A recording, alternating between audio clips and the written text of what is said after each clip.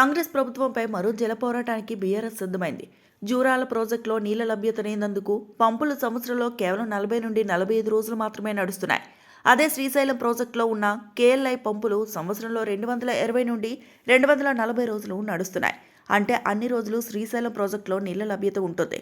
ఇలా జూరాల నుండి భీమాకు 40 నుండి 45 రోజులు మాత్రమే నీళ్లు ఇచ్చి క్రాప్ హాలిడే ఇస్తున్నారు. పాలమూరు, రంగారెడ్డి జిల్లాల రైతులను ఈ ప్రభుత్వం మోసం చేస్తుంది అని మాజీ మంత్రి సింగిరెడ్డి నిరంజన్ రెడ్డి పేర్కొన్నారు. జూరాల మీద పెట్టిన పంపులు అవి ఏ పంపులైనా సరే ఇప్పుడు నడుస్తున్నటువంటి పంపులు 40-45 రోజుల కంటే మించి నడవవు. ఈరోజు శ్రీశైలం మీద పెట్టినటువంటి పంపులు ఏవైతే కేఎల్ఐ పంపులు ఉన్నాయో, కలవకుర్తి లిఫ్ట్ ఇరిగేషన్ పంపులు ఉన్నాయో 220 నుంచి 240 రోజులు నడుస్తున్నాయి సగటున ప్రతి ఏడు. అంటే శ్రీశైలంలో నీళ్ల లభ్యత ఉంది కాబట్టే మీకు కావలసినన్ని రోజులు పంపులు నడుస్తాయనడానికి నడుస్తున్న కేఎల్ఐ పంపులు సాక్ష్యమైతే, జూరాలలో నీళ్లు లేవనడానికి అది తెలివితక్కువతనం అని చెప్పడానికి 40-45 రోజులకు పంపులు బంద్ అవుతాయి.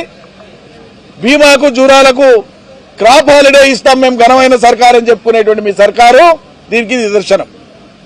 ఈ తెలివితక్కువతనం ప్రజల్లోకి పోవాలనేటువంటి ఉద్దేశంతోనే మరో జల పోరాటానికి శ్రీకారం చుడుతున్నది బీఆర్ఎస్. ఇది కేవలం పాలమూరు ప్రయోజనం, రంగారెడ్డి ప్రయోజనం, నల్గొండ ప్రయోజనం, కృష్ణానది జలాల మీద హక్కు భుక్తమైనటువంటి అసలు సిసలు హక్కుదారుల యొక్క న్యాయమైనటువంటి పోరాటం ఇది. మరిన్ని అప్డేట్స్ కోసం మా ఛానల్ ని సబ్స్క్రైబ్ చేయండి.